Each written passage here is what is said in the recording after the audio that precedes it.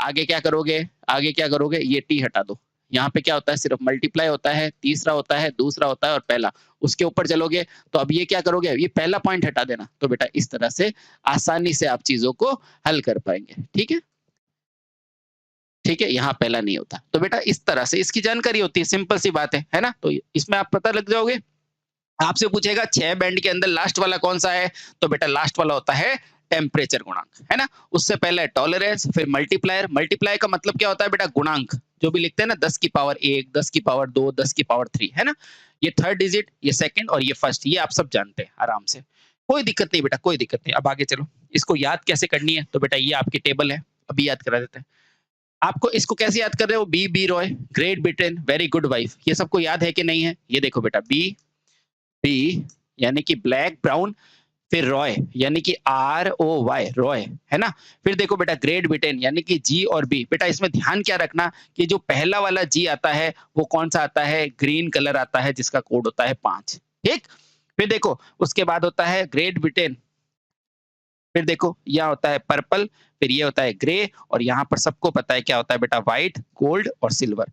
और बेटा इन क्वेश्चन को हल करने का तरीका क्या होता है, अगर सिल्वर दिया है तो बेटा टॉलरेंस ध्यान रख लो 10% है कि नहीं, गोल्ड दिया है तो 5% है कि नहीं। बेटा एक टॉलरेंस और आती है, वो आती है नो कलर, बेटा उसकी टॉलरेंस क्या आती है, +-20%। बेटा और कुछ भी आपको याद नहीं रखना है, ठीक है।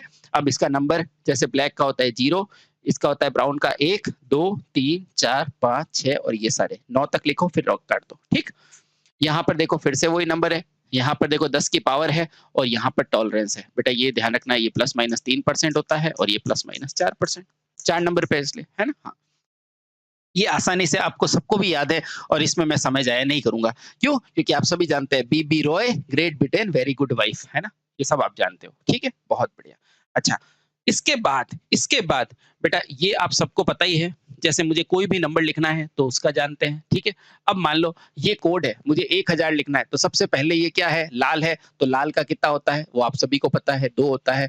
ब्लैक और ब्राउन ये सारी चीजें आपको पता है, और उससे ज्यादा हमारे जो वीडियो अटैच है, कौन से वाले, जिसके अंदर एमसीक्यूज है, उसमें सारी चीजें डिटेल में दी गई है। ठीक है, चलिए अब देखते हैं बेटा प्रतिरोधों का संयोजन कौन कौन सा होता है। ठीक है, चलो अगला है प्रतिरोध संयोजन।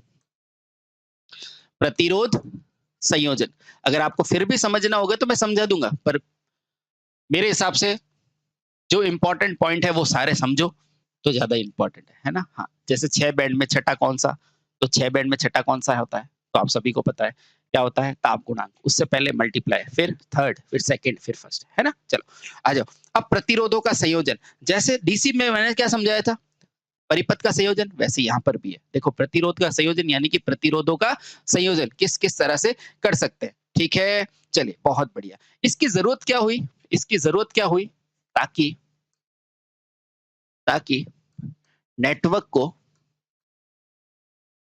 आसानी से हल किया जा सके, आसानी से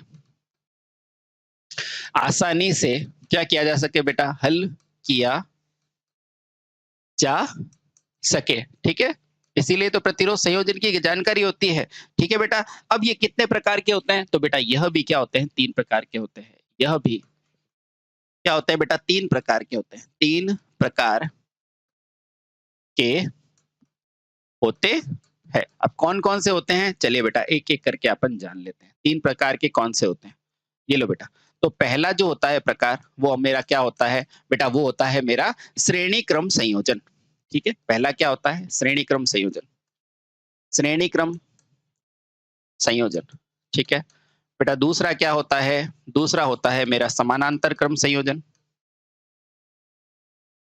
समानांतर क्रम संयोजन।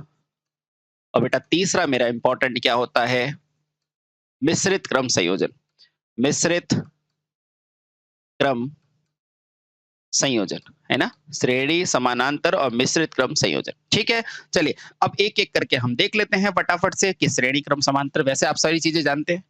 चलो देखते हैं, पहला क्या है बेटा, श्रेणी क्रम, श्रेणी क्रम संयोजन। अच्छा चलिए क्या याद में रखोगे? बेटा श्रेणी क्रम में क्या समान रहती है? धारा समान रहती है ना? हाँ, तो बस इस संयोजन में धारा विभाजन नहीं होता। तो पहला पॉइंट अगर पूछे तो श्रेणी क्रम किसे कहेंगे? इस संयोजन में क्या नहीं होता बेटा? धारा विभाजन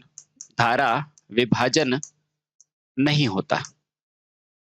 नहीं होता है, यानी कि धारा हमेशा समान रहती है। ठीक है, चलिए बहुत बढ़िया। अच्छा, इसमें क्या होता है? विभिन्न प्रतिरोधों के सापेक्ष वोल्टता पात को ज्ञात किया जाता है। तो इसमें क्या करोगे आप? विभिन्न प्रतिरोधों के सापेक्ष क्या ज्ञात करते हो बेटा? वोल्टता ड्रॉप ज्ञात करते हो, वोल्टता पात ज्ञात करते हैं। बेटा ये सारी की सारी लाइन पूछे जाती है, करते हैं। अब देखो ये होगा कैसे नेटवर्क, देखो आराम से। ये मान लो मैंने माना पहला प्रतिरोध, ये दूसरा है, ये तीसरा है। मुझे कैसे पता कि ये मेरा समानांतर, ये श्रेणी क्रम है? क्योंकि इसमें देखो बेटा, यहाँ से जो मैं धारा डालूंगा ना, मान लो यहाँ से मैंने धारा डाली है, यही धारा बेटा इसमें गई है, यही इसमें गई है, यही इसमें गई है। इसका मतलब क्या है? धारा का विभाजन हुआ क्या? धारा का विभाजन नहीं हुआ है। यानी कि साथियों मैं क्या समझूंगा कि यहाँ से अगर प्लस माइनस मेरा V1 ड्रॉप है, यहाँ से मेरा प्लस माइनस V2 है, और यहाँ से मेरा अगर प्लस माइनस V3 है, तो मैं यहाँ से क्या समझ पा रहा हूँ? मैं यहाँ से एक बात समझ पा रहा हूँ कि यहाँ पे मेरी धारा का विभाजन कतई नहीं हो रहा है। यानी कि जब मैंने I यहाँ से डाली है, तो यही धारा मेरी इसमें गई है, और यही इसमें गई है, और यही इसमें गई है। यानी कि अगर ये मेरा R1 है, ये मेरा R2 है, और ये मेरा R3 है, तो मैंने क्या जाना? मैंने ये जाना कि श्रेणी क्रम संयोजन में धारा विभाजन नहीं होगा। तो मेरा विभाजन क्या होगा? वोल्टता। क्या होगा? वोल्टता। तो यहाँ से मैं अगर इसकी किरचॉफ में पढ़ा चुका हूँ, बिल्कुल। तो यहाँ से जब मैं इक्वेशन लिखूंगा तो ये हो जाएगा V बराबर V1 plus V2 plus V3। तो आप आसानी से कह सकते हो V बराबर क्या होता है? IR। तो बस यहाँ से V। देखो साथियों, दोनों में सब में इसमें धारा का मान हमेशा समान है कि नहीं? तो यहाँ पे क्या हो जाएगा? I into R1।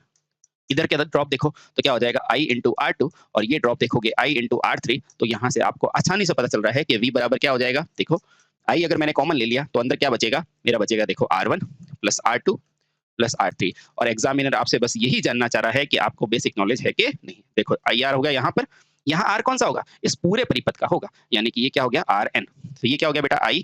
यहाँ पर क्या हुआ? R1 plus R2 plus R3, है ना? बस अब आसानी से कुछ भी नहीं करना है, इस I को I से कट कर दो, तो मेरे पास नेट क्या हो जाएगा? RN बराबर R1 plus R2 plus R3। यहाँ से एक चीज समझ में आई है, क्या समझ में आई है? कि श्रेणी क्रम में मेरे सारे प्रतिरोध कैसे हैं? योगात्मक प्रकृति के हैं। तो बेटा यहाँ पर क्या लिखोगे? श्रेणी क्रम